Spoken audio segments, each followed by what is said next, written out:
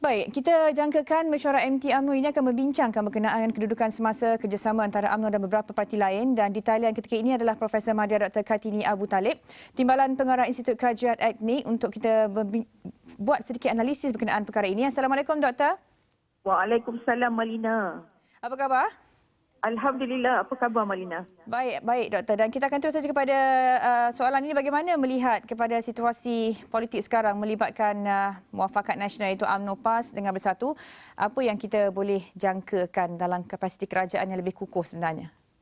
Okey, pada pandangan saya, kalau kita lihat Muafakat Nasional telah pun menunjukkan kesepaduan kerjasama antara UMNO PAS secara rasmi telah diterima baik oleh orang ramai, terutama masyarakat Islam yang terdiri daripada Melayu Muslim, India Muslim, Cina Muslim serta mualaf.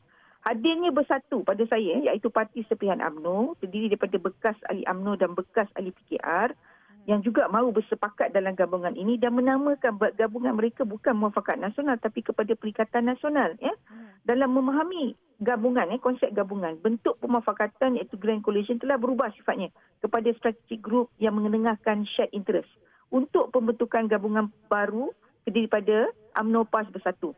Maka atas dasar shared interest ini, saya merasakan konsep strategic group membolehkan mana-mana parti bergabung, bentuk gabungan baru dan membenarkan kemasukan parti-parti baru.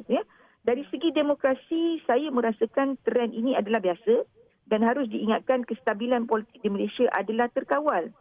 Kemelut dalam eksekutif tidak boleh kita andaikan akan merosakkan negara. Kemelut dalam eksekutif masih boleh ditangani dan tidak begitu mempengaruhi entiti legislatif dan kehakiman. Dengan adanya raja berperlembagaan, saya merasakan demokrasi berparlimen boleh terus mengukuh walaupun terdapat perubahan dalam gabungan kumpulan strategik ini sama ada Muafakat Nasional maupun Perikatan Nasional. Itu bagaimana kita melihat situasi politik sekarang. Baik, sebenarnya kalau kita lihat dalam perkembangan beberapa hari kebelakang ini, pelbagai isu dan perkara yang kita dengar dalam UMNO dengan pelbagai kenyataan yang dikeluarkan oleh pemimpin mereka sendiri. Bagaimana kita nak baca sebenarnya apa yang UMNO harapkan daripada kerjasama dengan pakatan-pakatan ini? UMNO sebagai sebuah parti yang telah lama bertapak dengan jentera yang banyak di pelbagai peringkat pusat, negeri, daerah, mukim. Sebenarnya pada hemat saya, UMNO sebenarnya mahukan sesuatu yang UMNO rasakan sesuai dengan usia dan pengaruh UMNO. Namun begitu, keinginan kepada pengukuhan status quo UMNO harus ditangguhkan kerana waktu yang kurang sesuai disebabkan kegawatan ancaman COVID-19 yang perlu mengutamakan keselamatan rakyat, perlu mengutamakan kepentingan negara berbanding dengan keinginan status quo UMNO. Jadi harus diingatkan bahawa UMNO juga tidak memperoleh kursi majoriti kini di Parlimen. UMNO cuma ada 39 kursi kini. Berbanding dengan DAP 42, PKR 38, PPBM 31. Jadi perlu ada perubahan paradigma pada UMNO bahawa trend ketiadaan 2/3 majoriti adalah normal baharu politik Malaysia dan kepimpinan kini memilih karisma dan kredibiliti individu untuk dipilih sebagai pemimpin walaupun daripada parti minoriti. So dalam kes ini, saya melihat walaupun Tan Sri Muhyiddin adalah dari Bersatu iaitu parti minoriti, tetapi karisma dan track record perkhidmatan beliau sejak 1986 telah diterima baik oleh kebanyakan MP. Jadi UMNO harus merubah paradigma UMNO ke tepi atau tangguhkan dulu keinginan kepada status quo UMNO. Satu lagi yang jadi persoalan adalah kita boleh baca adakah ada dua camp dalam UMNO ini sendiri, sebab beberapa pemimpin yang memberi kenyataan yang sangat bercanggah dengan kepimpinan mungkin yang tertinggi di UMNO di parti itu, dan sehingga ada yang mentafsirkan bahawa ada dua haluan dalam camp ini yang cenderung kepada menyokong Tan Sri Muhyiddin Yassin dan satu lagi cenderung kepada menyokong Datuk Seri Anwar Ibrahim, Doktor. Okey, dalam UMNO saya memang kita faham telah ada factionalism, iaitu kepuakan dalam UMNO sendiri. Cuma saya agak gusar bila seorang menyatakan ahli parlimen dalam UMNO cenderung kepada menyokong Anwar Ibrahim. Persoalannya betulkah? Kerana Anwar telah pun diberi peluang untuk bertemu Yang di-Pertuan Agong dan ternyata tiada senarai nama.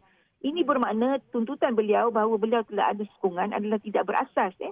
Ini melalui kenyataan istana kita pun faham tidak ada senarai nama. Dan Anwar boleh diketepikan buat masa ini pada saya.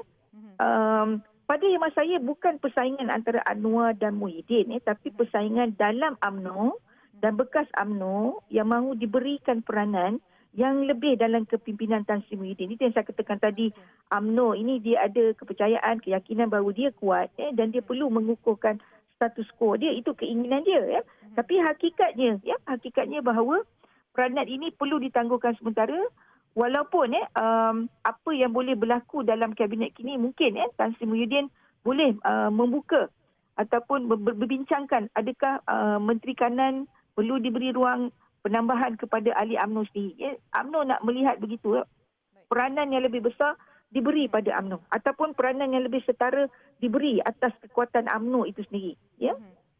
Baik Doktor, ketika ini kita sudah pasti berkenaan isu rakyat, COVID-19 dan ekonomi antara perkara penting yang harus kita hadapi.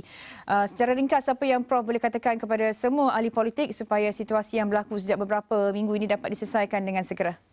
Okey, pada hemat saya untuk semua YB yang dihormati, ketepikan dahulu politik status quo dan kepentingan peribadi, meletakkan amanat rakyat sebagai keutamaan yang didahulukan dan bersama merealisasikan kerjasama antara pusat dan negeri tanpa mengira sifat kepembangkangan dan bersama berusaha memastikan bantuan ekonomi dapat disampaikan kepada mereka yang layak. Jika perpaduan rakyat dan kemakmuran ekonomi yang mahu dicapai, maka this unproductive politik perlu dihentikan segera. Negara telah ada virus corona atau COVID-19 dan saya rasa negara tidak perlu ada virus vote of no confidence 112 buat masa ini. Betul. Okey. Baik, terima kasih Profesor Madya Dr. Kartini Abu Talib, Timbalan Pengarah Institut Kajian Etik, sedikit analisis berkenaan situasi politik tempatan.